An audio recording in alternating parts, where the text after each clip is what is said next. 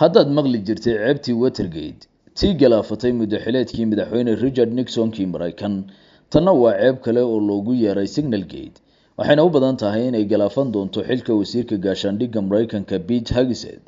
oo lagu warramay inay ku adag tahay ilaalinta xogaha qaran ee xasaasiga ah kuwa oo uu sidii sheekadii maalinlaha ahayd ula wadaago xaaskiisa walaalihiis saaxiibadiisa aan xilalka hayn ee groupka applicationka Signalka la yiraahdo kula jira xitaa wariyeyaal iyo dad kale oo ay ahayd inaysan sinaba ku gaarin xogo qarameedyada ciidan ee sirta ah bartamihii bishii Maaj ee sanadkan ayay ahayd markii ay soo bilaabatay fadeexada goor horeba la magac baxday Signalgate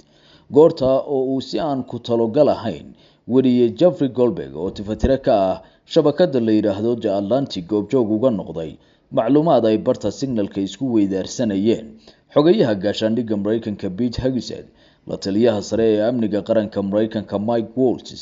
iyo qaar kale oo ka mid ah xubnaha sare ee wasaaradda gaashaandhigga waddankan xogta oo qusaysay weerar duqeyn ahaa oo isla goortaas Maraykanku ku beegsaday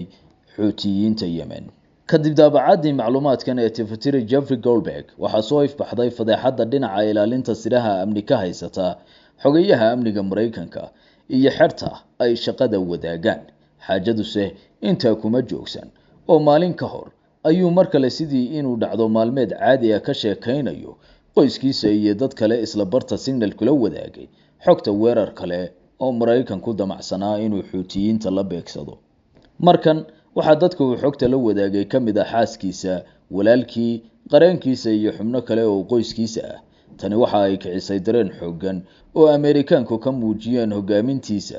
iyo sida ninkan loogu aaminay talada wasaaradda gaashaandhigga waddanka warar ayaa sheegaya in Trump iyo la taliyayaashiisu bilaabeen xulashada xogaye gaashaandhigga cusub isla goortaana ay quus ka joogaan wariyahan hore ee caanka ku ah oo ololeynta sarreynta danaha Yuhuudda inkastoo Trump difaacay wasiirkiisa difaaca haddana xubno hore uga mid ahaa Pentagonka oo uu ka mid yahay afayeenkii aqalkan ee isxasilay ayaa bilaha uu ninkani talada hayo ugu yeeray kuwii ugu xasaradaha iyo hoos u dhaca badnaa ee abid soo mara wasaaradda gaashaandhigga Maraykanka waxa uu ugu yeeray faafinta xogaha sirta ah ee howlgallada Maraykanka kuwa curyaaminaya qorshaha Trump oo uu sheegay inuu u qalmay wasiir Kandama